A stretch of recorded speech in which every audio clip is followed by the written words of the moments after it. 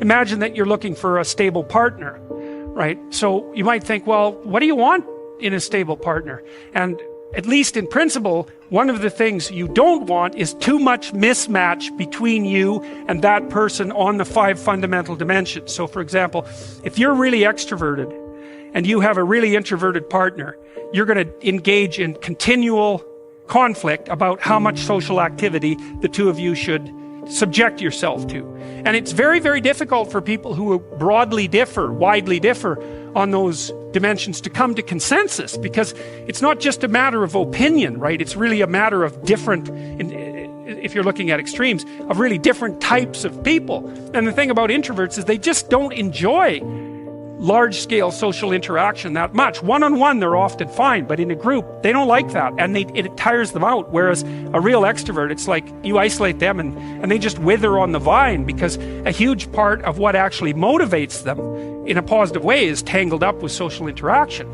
And so if you're an agreeable person and you have a particularly disagreeable partner, you're also going to run into problems, because the agreeable person will say whatever you want, whenever, and the disagreeable person will say, well, I'd like to know what the hell you want for a change, and be much more harsh and much more demanding in the situation. And the agreeable person is going to find the disagreeable person harsh and unpleasant, and the disagreeable person is going to find the agreeable person wishy-washy and unable to stand up for themselves. And again, that's actually one of the primary sources of tension between men and women, because women tend to be higher in agreeableness than men. It's about half a standard deviation, which is quite a large difference by psychological standards.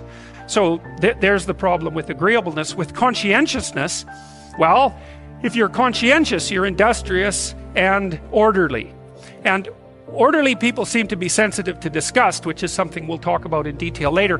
But our latest idea is that, it's not my idea, it's actually the idea of my graduate student, Christine Brophy, is that industrious people find it unpleasant and unsettling to not be doing something. So it isn't so much that industriousness makes them happy or fills them with positive emotion. That would be more extroversion, right? Because extroversion is the positive emotion dimension.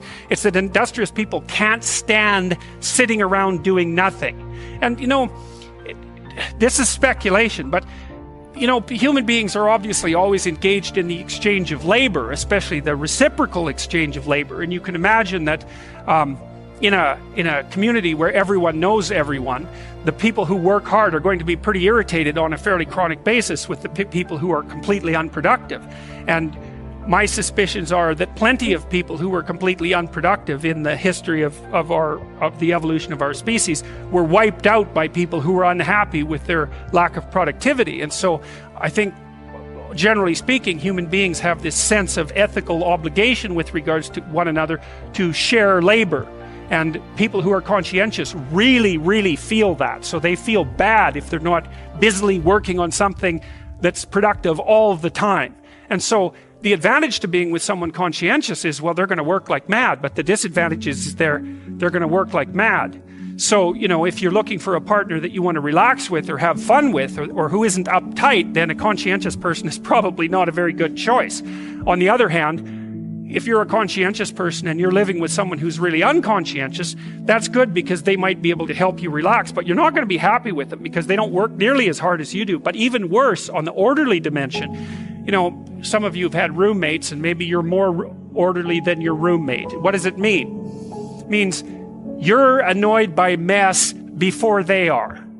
And you don't have to be annoyed by mess much before your less orderly roommate for you to be the one that's always running around picking things up.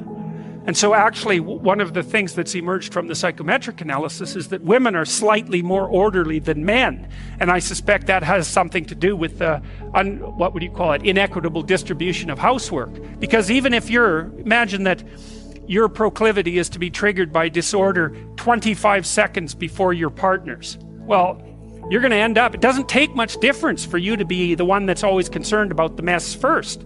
So anyways, and so if you're a really orderly person and you live with a disorderly person, well, good luck getting along with them. They're going to regard you as like uptight and over concerned with details and unwilling to relax, that's for sure.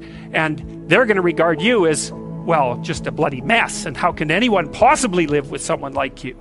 So another reason why it's useful to understand your personality is because I think it gives you a better crack at finding someone that you can actually live with over the long run. And we don't know what the optimal, I don't think you want to live with someone who's exactly like you, because then both of you have the same strengths and weaknesses, and there's a bit of a problem there, right? Because maybe an agreeable person can use a bit of disagreeable person around them to balance each other out, and vice versa, right?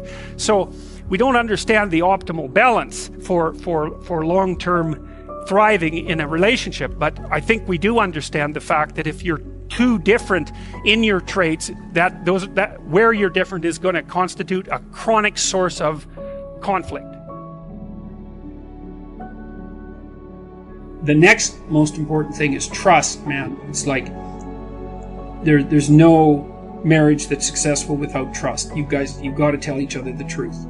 And one of the reasons that Jung believed that marriage and an oath, and Carl Jung, as a bond was necessary, it's really wise. It's like, telling the truth to someone is no simple thing, because there's a bunch of things about all of us that are terrible and weak and reprehensible and shameful and all of those things, and they kind of have to be brought out into the open and dealt with.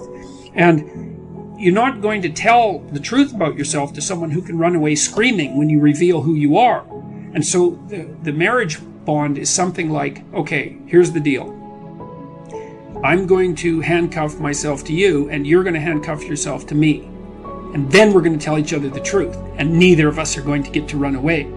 And so once we know the truth, then we're either going to live together in mutual torment, or we're going to try to deal with that truth and straighten ourselves out jointly. And that's going to make us more powerful and more resilient and more and deeper and wiser as we progress together through life. And I think that's absolutely brilliant, because if you leave the back door open, man, you're going to use it, that's for sure. And the oath is there, and this was Jung's commentary on the spiritualization of the human pair bond by Christian marriage, for example, which emphasized the subordination of both members of the marital union to a higher order personality that was embodied in the figure of the Logos.